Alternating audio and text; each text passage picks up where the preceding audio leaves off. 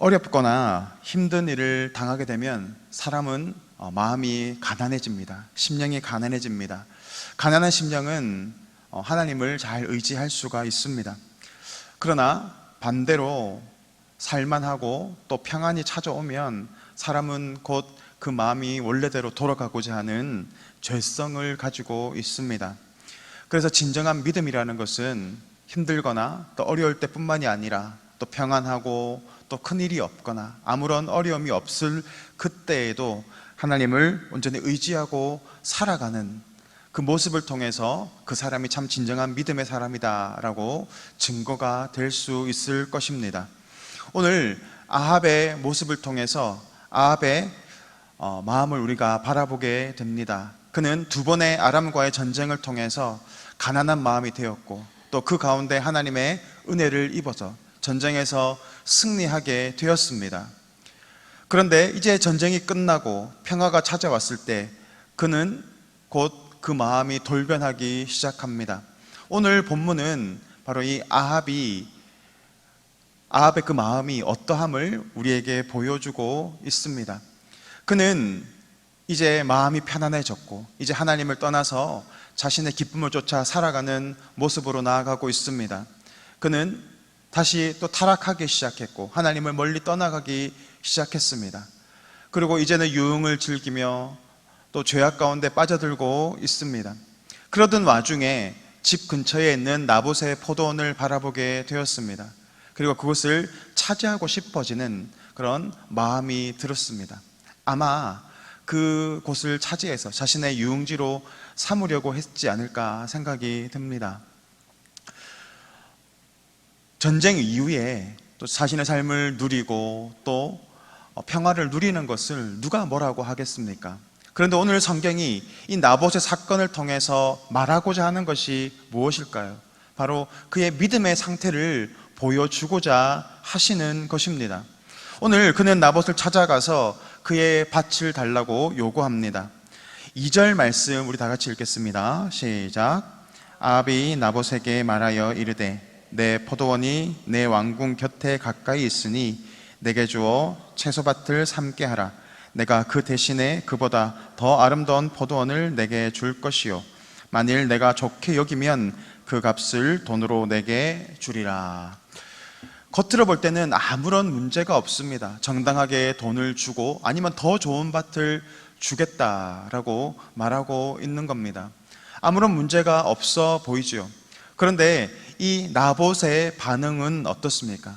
나봇은 이 아합의 요구를 거절하고 있습니다. 왜냐하면 바로 여호와께서 기업으로 받은 것이기 때문에 줄 수 없다라는 것이 바로 그의 거절의 이유입니다.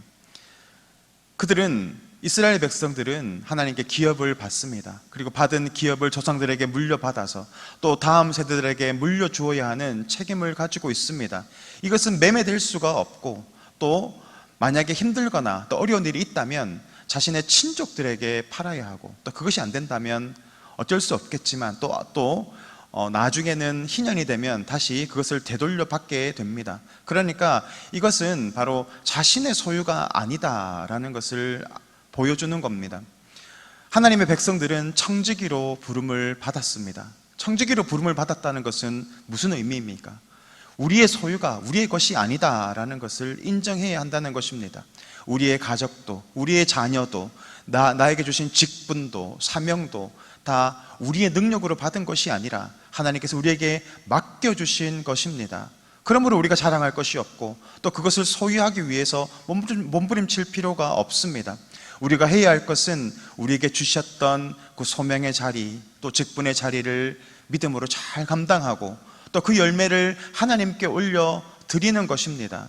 그러면 우리가 받아야 하는 것, 우리가 요구해야 하는 것은 바로 하나님의 주인의 바로 칭찬입니다.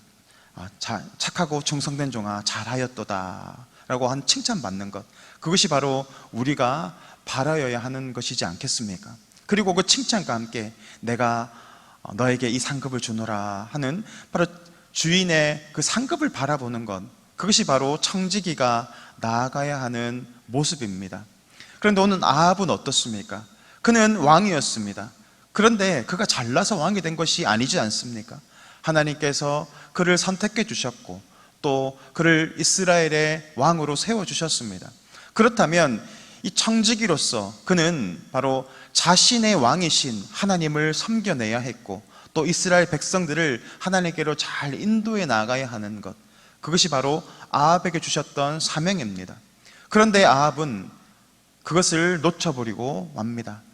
청지기로서가 아니라 자신이 이스라엘의 왕으로, 자신의 인생의 왕으로 살아가고 자신이 원하는 것을 누리며 살아가고자 했던 죄악 가운데 살아가고 있었던 것입니다.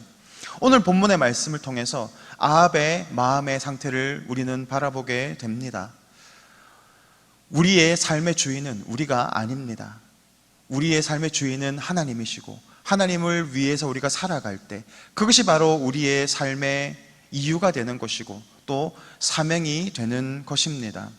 반면에 나봇은 어떻습니까? 나봇은 자신이 나아가야 하는 그 직분을 잘 알았습니다. 청지기로서 자신에게 포도밭을 주셨고 그것을 잘 가꾸어서 자신의 가정을 잘 살펴나가고 또 포도밭을 잘 가꾸어서 아름다운 열매를 맺어가고 그것을 공급하여서 왕과 이스라엘 백성들에게 또 만족을 주는 것, 그것이 바로 자신에게 주어진 사명이었고 직분이었습니다.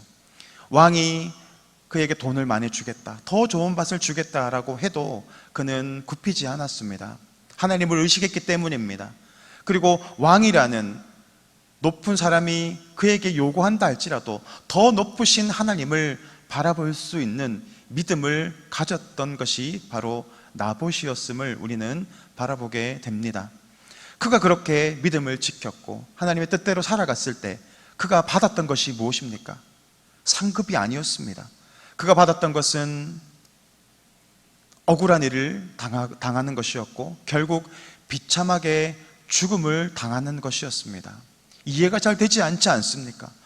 어떻게 하나님의 뜻대로 살았고 하나님의 말씀을 지켜 나아갔는데 이처럼 모함을 당하고 또 비참하게 죽음을 당하게 되는 것일까요? 하나님은 우리가 하나님의 백성들이 믿음의 분명한 기준을 가지고 하나님의 뜻대로 살아가게 될 때 때로는 고난을 당하게 하시고 어려움을 당하게 하시고 손해를 보게도 하시고 심지어 죽음을 당하게 하시기도 하십니다. 왜냐하면 성도가 믿음을 지키고 순결한 하나님의 뜻대로 살아가게 될 때 그 모습을 통해서 세상의 죄악을 드러내게 하기 때문에 그렇습니다. 그렇게 믿음을 지켜 나아갈 때 동시에 하나님의 온전하신 뜻이 드러나게 되기 때문에 그렇습니다. 하나님의 백성의 사명은 바로 하나님의 말씀대로 지켜 나아감으로 세상 가운데 빛을 비추어서 그들의 죄악의 모습을 드러내는 것입니다. 뿐만이 아니라 어떻게 살아가야 하는 것이 하나님의 뜻인 것인지를 보여주는 것, 그것이 바로 하나님의 백성의 삶의 모습이 되어야 한다는 것입니다. 성도는 거룩함으로 세상과 구별되어야 합니다. 성도가 세상과 구별되지 못한다면 어떻게 그들의 죄악을 드러낼 수 있고 어떻게 하나님의 뜻을 드러낼 수가 있겠습니까? 성도의 본분은 바로 세상과 구별되어서 바로 그들이 잘못된 삶을 살아가고 있는 것을 깨닫게 하는 것입니다. 과거에 우리의 믿음의 선배들의 모습을 통해서 우리는 잘 바라보지 않습니까? 예전에는 그랬습니다. 교회 다닌다고 하면 세상 사람들이 인정해 주었습니다. 당신은 교회 다니니까 정직하겠죠. 당신은 교회 다니니까 믿을만 하겠죠 라고 생각했습니다.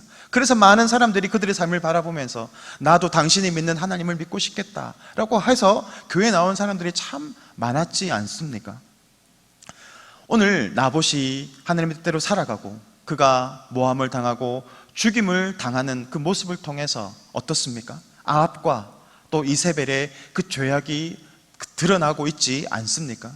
뿐만 아니라 하나님의 뜻이 무엇인지에 대해서도 명확하게 드러내고 있다라는 것입니다.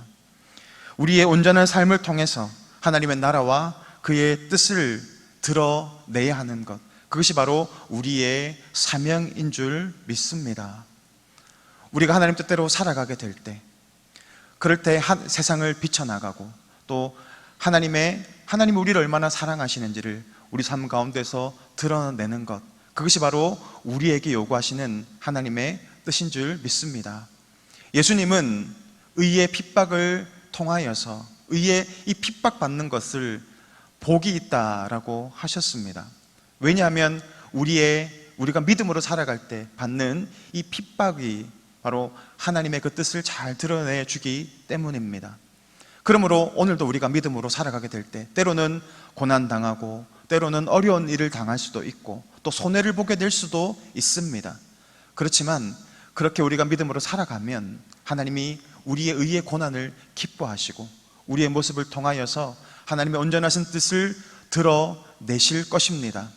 오늘도 그렇게 하나님의 나라를 밝히고 또 세상을 하나님의 말씀으로 비춰나가는 우리의 삶이 되시기를 주님의 이름으로 간절히 소망합니다. 이 시간 화면을 보시고 기도의 제목을 다 함께 읽겠습니다. 내게 맡겨주신 자리를 온전히 감당하는 청지기로 서게 하옵소서. 믿음 안에서 당하는 의의 고난을 기쁨으로 감당하여 구별된 성도의 삶을 잘 살아가게 하옵소서. 아멘. 이 시간 다 같이 기도하겠습니다. 참 좋으신 하나님 아버지 은혜를 감사를 드립니다. 오늘도 말씀을 통하여서 우리의 삶의 방향을 보여주시고 인도하여 주시니 감사합니다. 우리가 살아가야 하는 것은 하나님의 말씀의 기준 가운데 살아가고 그러한 삶을 살아갈 때 세상을 비추어 나아가고 하나님의 온전하신 뜻을 우리를 통하여서 드러나게 되실 줄 믿습니다. 오늘 그러한 청지기로서의 삶을 살아갈 수 있는 동북교회 성도님들의 삶이 될 수 있도록 성령 하나님 역사하여 주시옵소서. 감사를 드리며 예수 그리스도 이름으로 기도드립니다.